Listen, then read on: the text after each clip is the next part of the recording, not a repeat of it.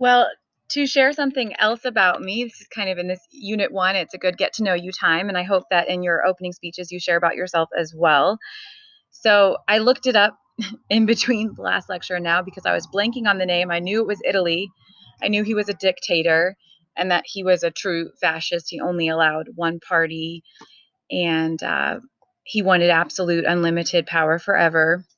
The name of that person is Benito Mussolini. And supposedly in this speech that he has given, that Dwight reenacts very comedically in The Office, he's talking about why he's going to fight, why Mussolini will fight the US. So that's kind of interesting. Now, the context of this clip, if you don't know The Office, no problem. I love The Office. I don't really watch it anymore because I watched every episode and then, Michael Scott leaves the show, spoiler alert. And sometimes I go back and rewatch something, but I just kind of have my favorite moments now. And one of those is Dwight's Mussolini speech. The context is he's getting an award, Salesman of the Month or the Year or the Region, some kind of, it's not actually that big of an award, but to him, this is his life moment. And thinking of it that way does cause him to kind of freeze up a little bit. And he's kind of intimidated. How can he rise to this life moment? He has a little bit of public speaking apprehension. Oh, he practices, he prepares, and he faces it with gusto. So I don't know if you'll be able to click this link on this video. I doubt it, but I'm going to include it in our YouTube playlist.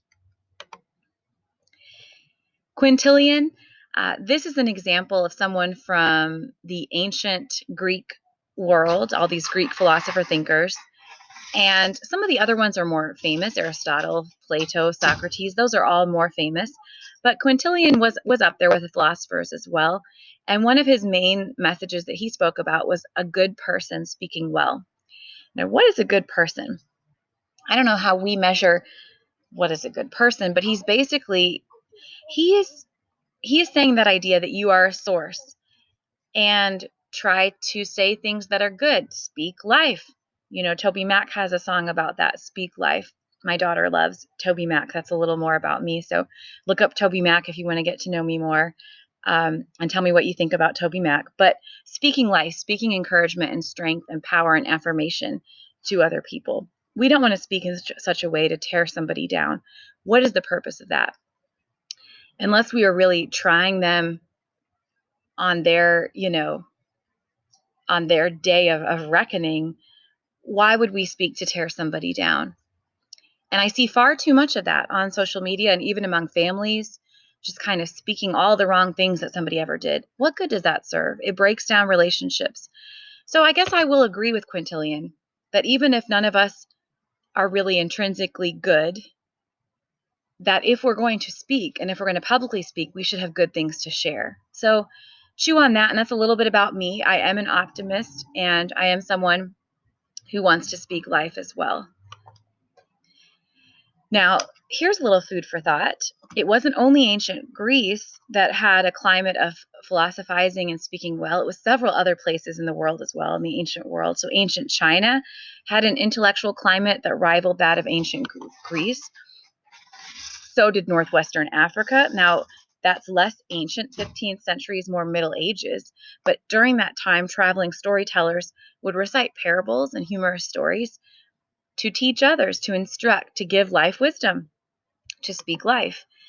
And in America, America is a very young country. So whenever we talk about America, we're not talking ancient anymore. We're talking very recent. But America had a couple great awakenings in which public speakers, and sometimes they would wear, the robes or the wigs back in the day, they would gather people around them. They would have tent revivals. They would speak to revive religious zeal. And then we've had famous female speakers through history, and I'm going to give you some towards the end of this lecture. Women suffragettes. It was kind of a unfortunately long time before females in many countries got the ability to participate in their democracies and to vote. And there are countries today where women still do not have the participation in their democracy. And in some cases, in a lot of cases, they're then barred from other freedoms as well, such as the freedom to get an education, the freedom to learn to read. Lucy Stone was one who felt that slavery should be illegal and that women should vote. And she was okay with that happening in either order.